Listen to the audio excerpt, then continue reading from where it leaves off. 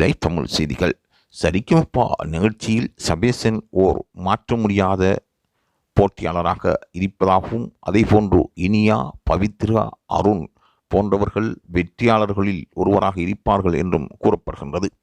சரிகமபா நிகழ்ச்சிக்கு இவர்கள் கிடைத்த வரப்பிரசாதம் என்றும், இவர்கள் பாடுகின்ற ஒவ்வொரு பாடலும் பலவேரையும் மெய்மறக்க வைப்பதாகவும், பாடல் தெரிவுகளும் இவர்களுக்கு வழங்கப்படுகின்ற பயிற்சியாளர்களின் பயிற்சியும் திறம்பட அமைந்திருப்பதாகவும் நடுவர்கள் கூறுகின்றார்கள். ரசிகர்களும் இசை அமைப்பாளர்களும் இந்த போட்டியில் விசேட நடுவர்களாக கலந்து கொண்டு இவர்களின் பாடல்களை உற்று நோக்கி அவதானித்து வருகின்றார்கள். அதனால் இவர்கள் திறமையாக பாடக்கூடியவர்கள் என்ற நம்பிக்கையும், இவர்களுக்கு வழங்கப்படுகின்ற பயிற்சியில் இருக்கின்ற ஆர்வமும் பலரையும் இவர்களின் நெகிழ்வான நிகழ்ச்சியை பார்க்கச் செய்துகின்றது.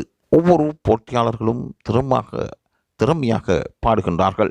அதில் இனியாவும் SP பாலசுப்ரமணியன் அவர்களின் சுற்றில் விசிறமான பாடலை கொடுத்திருக்கின்றார். ஹைலைட் பண்ணப்படக்கூடிய பாடலாகும். அதேபோன்று சபேசனும் இவ்வாறான பாடலை கொடுத்திருக்கின்றார்.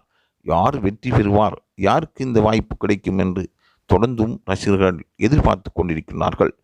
ஆகவே இவர்தான் வெற்றி பெறுவார் என்பது இன்னும் ஒரு சில சுற்றுகளில் புரிந்துவிடும் என்றும், தற்பொழுது இறுதிச் சுற்றுக்கு பலரும் தயாராகி வருவதாகவும், அதற்கான முன்னேற்பாடுகளை அவர்கள் தொடர்ந்தும் செய்து வருவதாகவும் கூறப்படுகின்றது.